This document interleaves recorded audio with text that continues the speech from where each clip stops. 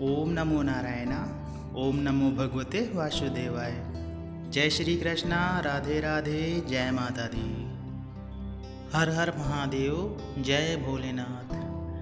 पूजा करने वाला हर व्यक्ति भक्त नहीं होता है। ज़रूरी नहीं कि आप रोज़ पूजा करते हो और आपके अंदर सच्ची भक्ति हो। कभी कभी ऐसा भी होता है कि जैसे पारिवारिक पूजा होती आई है, जैसे लोग परिवार में पूजा करते रहते हैं, तो हमें भी लगता है कि हाँ हम भी पूजा कर लें, मंदिर चले जाएं, भगवान के हाथ जोड़ के आ जाएं, या अपने घर के मंदिर में दीपक जला दें, धूप जला दें, दीप जला दें और नमन करके आ जाएं। तो सबसे बड़ी बात ये होती है कि भक्ति हर किसी को नहीं मिलती है भगवान की, और भगवान का भक्त हर कोई बन भी नहीं पाता है। भक्ति के कुछ ऐसे लक्षण होते हैं जिन्हें जान के हम समझ सकते हैं कि हमारे अंदर भक्ति की कितनी लहर है, या हम अपने अंदर कितनी भक्ति को समाये हुए हैं, या भगवान के कितने बड़े भक्त हैं। भक्ति का कोई पैमाना नहीं होता है, लेकिन हम विचारों के माध्यम से भक्ति को समझ सकते हैं कि भक्ति आखिर में होती क्या है। यहाँ पे किसी को गलत साबित करना या किसी को सही साबित करने का उद्देश्य नहीं है।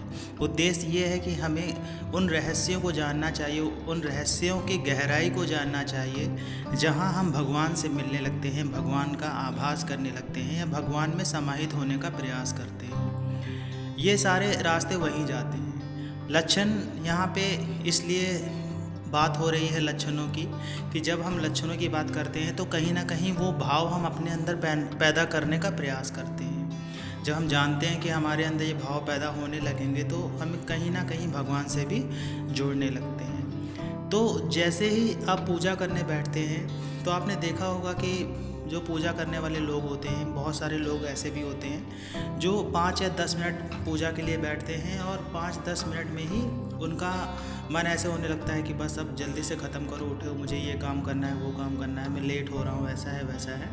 तो इस तरह के कुछ लोग होते हैं जो पूजा पाठ में रहते हैं। तो इस तरह के लोगों के अंदर भक्ति की भावना उतनी ज़्यादा नहीं होती है। हाँ, वो इसलिए भगवान को नमन जरूर कर लेते हैं कि कहीं ना कहीं उन्हें डर रहता है कि अगर भगवान हमसे अप्रसन्न हो गए तो हमारे कार्य नहीं बनेंगे, हमारे जीवन में हमें सफलता नहीं मिलेगी। देखिए, भक्ति का पहला लक्षण सबसे बड़ा तो यही होता है कि जब हम भक्ति के भाव में भगवान की पूजा करते हैं तो भगवान की पूजा करते समय हमें समय का एहसास ही नहीं होता है कि समय कब निकल गया। आप 5 मिनट पूजा के लिए बैठते हैं और आधा घंटा हो जाता है, तो आप समझ लीजिएगा कि आपके अंदर भक्ति का लक्षण है। क्योंकि भक्ति का लक्षण ही वही होता है जो आप भगवान को समय देने लगे। हर कोई भगवान को समय नहीं दे पाता है, जबकि लोग भगवान से समय मांगते हैं कि चलो 5 मिनट के लिए हम दर्शन करके आ जाते हैं। तो 5 मिनट में दर्शन नहीं होता है, लेकिन जो भगवान के पास में बैठता है, भगवान को समय देता है, तो यही भक्ति का सबसे बड़ा लक्षण होता है कि आप भगवान को समय दे पा रहे हैं, तभी तो भगवान आपको समय देंगे। देखिए, अगर आप पूजा पाठ करने के लिए घर में बैठते हैं और पूजा पाठ करते करते इतने रम जाते हैं अपनी भक्ति में, या इतने रम जाते हैं अपने इष्ट देव की सेवा में, इष्ट देव की पूजा पाठ में, या उनके लिए आप जो भी पाठ करते हैं उसमें, कि आपको समय का एहसास नहीं होता है। आपको ऐसा लगता है कि नहीं, आज आपने थोड़ा सा कम किया, या कोई आ जाता है, आप डिस्टर्ब हो जाते हैं, तो आपको ऐसा लगता है कि नहीं, आज हम ये पाठ नहीं कर पाए, आज हम भगवान के लिए ऐसा नहीं कर पाए, वैसा नहीं कर पाए।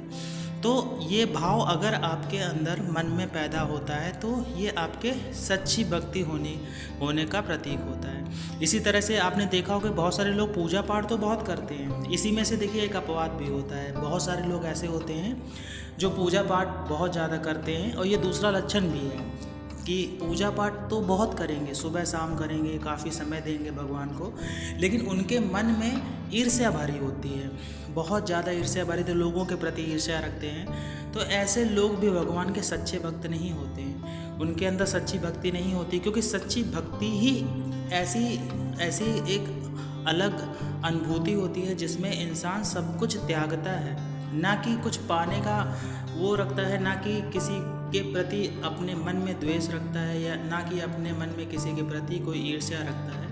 तो सच्ची भक्ति होने की पहचान ये भी होती है कि आपके मन में किसी के प्रति कोई द्वेष नहीं होगा, आप किसी का बुरा नहीं सोचेंगे, आप किसी का बुरा करेंगे नहीं, और आपके अंदर एक अच्छाई का गुण पैदा रहेगा हमेशा। देखिए, क्या होता है कि हम अच्छे हैं और अच्छाई का गुण आप में है, ये आपको नहीं समझना है, या आपको अपने आप को नहीं बताना है कि हम अच्छे हैं और हमारे अंदर अच्छाई का गुण है। जब लोग आपको बोलें कि नहीं आप अच्छे हैं, आपके अंदर अच्छाई का गुण है। जब आप सुने कि लोग आपकी बातें करते हैं कि आपके अंदर क्या क्या अच्छाइयाँ हैं, जब दूर दूर से आपको अपनी अच्छाई की बातें सुनने को मिले, तब आप समझिएगा कि आप अच्छे हैं।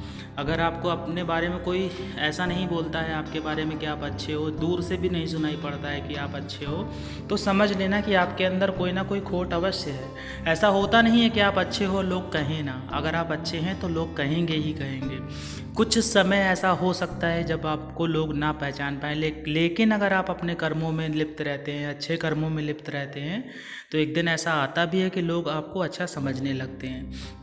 कभी कभी ऐसा होता है कि हमें लगता है कि हमें कोई समझ नहीं रहा है या हमें कोई अच्छा समझता ही नहीं, तो कहीं ना कहीं आपके अंदर कुछ ना कुछ कमी अवश्य होती है और उस कमी को जानना भी चाहिए। देखिए, अपने अंदर आप जितनी कमियां देखेंगे, जितनी कमियां आप अपनी निकालेंगे, उतना ही आप अपने अंदर निखार कर पाएंगे, आप उतना ही अपने आप को अच्छा बना पाएंगे। तो भक्ति का सबसे बड़ा लक्षण ये भी होता है कि आपके अंदर कोई विकार ना हो, आपको लोग अच्छा बोलें, आपके अंदर ईर्ष्या ना हो, तो आपके अंदर ये सारे गुण होंगे तो ये सच्ची भक्ति की पहचान होती है। उसके बाद में क्या होता है कि जब आप सब बाहर निकलते हैं तो आप देखते हैं कि किसी भी जीव को अगर कोई तकलीफ़ हो रही होती है तो आपको बहुत दुख दर्द हो रहा होता है। जैसे जो लोग नॉनवेज वगैरह खाते हैं तो आपको उनके प्रति सोच के ही बहुत बुरा लगता होगा। आप किसी भी छोटे से छोटे जीव को अपने पैरों के नीचे आने नहीं देते होंगे। आपको जो चिड़ियाँ होती हैं उनसे बहुत अधिक प्रेम होगा, आपको उनकी जो उनकी आवाज़ होती है वो बहुत मधुर लगती होगी, या आपको उनको दाना डालना बहुत अच्छा लगता होगा, पशुओं की सेवा करना आपको अच्छा लगता होगा। कुत्ते जो होते हैं, जो स्ट्रीट डॉग होते हैं, जो सड़क पे आवारा कुत्ते होते हैं, उनको खाना खिलाना आपको अच्छा लगता होगा। कोई कुत्ता अगर गलती से कहीं रास्ते में एक्सीडेंट से मर जाता हो तो आपको उसके प्रति दुख मन में आता होगा कि देखो इसका जीवन ख़त्म हो गया, या इस तरह से मन में भाव आता होगा जानवरों के प्रति, ऐसे जानवरों के प्रति जो अपनी बात कह नहीं पाते हैं या हम उनकी बात समझ नहीं पाते हैं। तो अगर उनके प्रति आपके मन में दया का भाव है तो ये भी एक अच्छी भक्ति होने की पहचान होती है भगवान के प्रति, क्योंकि ये सारे जो कार्य हैं, ये सारे जो कर्म हैं, ये उनके ही अंदर होते हैं जो लोग सच्चे भक्त होते हैं और उनके अंदर सच्ची भक्ति होती है। देखिए क्या होता है कि कभी कभी ऐसा भी होता है कि हम मन से भक्त होते हैं, तो मन से भक्त होना भी बहुत ज़रूरी होता है। ऐसा नहीं कि खाली 1 घंटा बैठे रहे, ज़बरदस्ती ये पाठ कर लिया, वो पाठ पढ़ लिया, रामायण पढ़ ली, महाभारत पढ़ ली और गीता पढ़ लिया, सब कुछ पढ़ लिया, लेकिन मन हमारा है ही नहीं वहाँ पे, मन हमारा कहीं और, तो मन भी वहीं होना चाहिए। आप मन ही मन भगवान को सबको समर्पित कर, जरूरी नहीं है कि आपके पास में सामग्रियाँ हो, आप मन ही मन हो।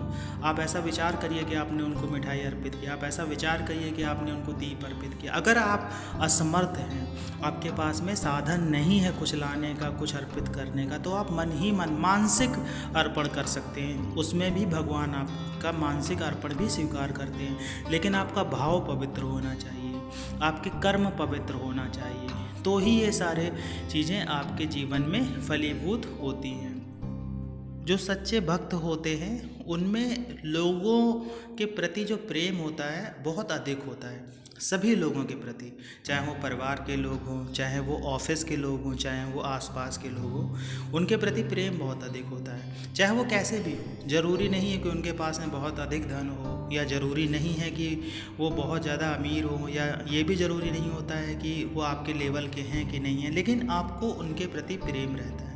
भले वो आपकी कहीं ना कहीं बुराई करते हो, फिर भी आपको उनके प्रति प्रेम होता है। मतलब आपको अप्रिय रूप में देखते ही नहीं हैं, आप सभी को प्रेम के रूप में देखते हैं, उनको अच्छाइयों के रूप में देखते हैं और लोगों की अच्छाइयाँ आप पसंद करते हैं।